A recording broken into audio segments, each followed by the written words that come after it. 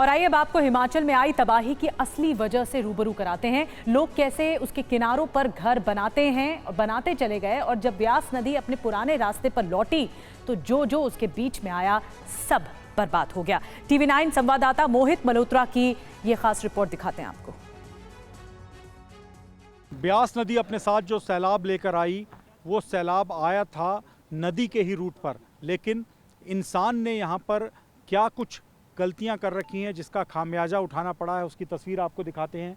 लोग कहते हैं कि ये नदी जो बह रही है ब्यास नदी, ये उसका पुराना और असली रास्ता है, जबकि हकीकत ये है कि ब्यास नदी के अगल बगल में ये पूरा रिवर बेल्ट का एरिया है।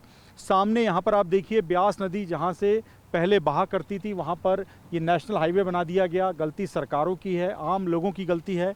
आप देखिए उन्होंने पूरा कंस्ट्रक्शन यहाँ पर रिवर बेल्ट पर कर दिया है। यहाँ अब देखिए ये सामने एक कार कंपनी का शोरूम है जिसकी बिल्डिंग ने आगे के घरों को तो बचा लिया, लेकिन ये बिल्डिंग पूरी तरह से ब्यास नदी के सैलाब से तहस नहस हो चुकी है। तमाम ये पत्थर भी ब्यास नदी के सैलाब के साथ ही बहकर आए हैं।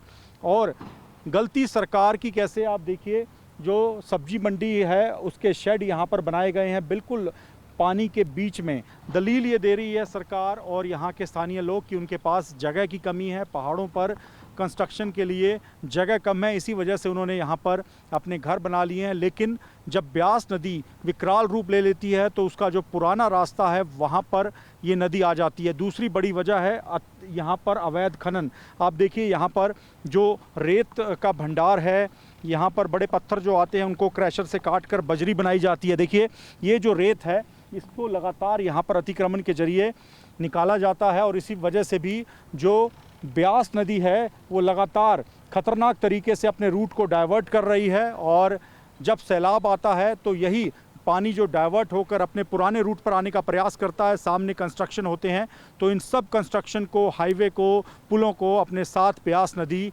और जो हिमाचल की अन्य नदियां हैं वो बहा कर ले जाती हैं। तो इंसान अपनी ज़रूरतें पूरी कर रहा है, जगह पहाड़ों में कम होने की दुहाई दे रहा है, लेकिन इन्हीं गलतियों की वजह से ही ये सैलाब आ रहे हैं। 1995 में भी ब्यास नदी में ठीक यहीं पर ऐसा ही सैलाब आया था, तमाम बिल्डिंग्स यहाँ पर गिर गई थी, लेकिन दोबारा कंस्ट्रक्शन कर लिया गया और अब 28 साल बाद फिर कुछ ऐसी स्थिति यहाँ पर दोबारा दिखाई दी है। और इस बार भी गलती सीधे तौर पे सरकारों की है, यहाँ पर रहने वाले लोगों की है।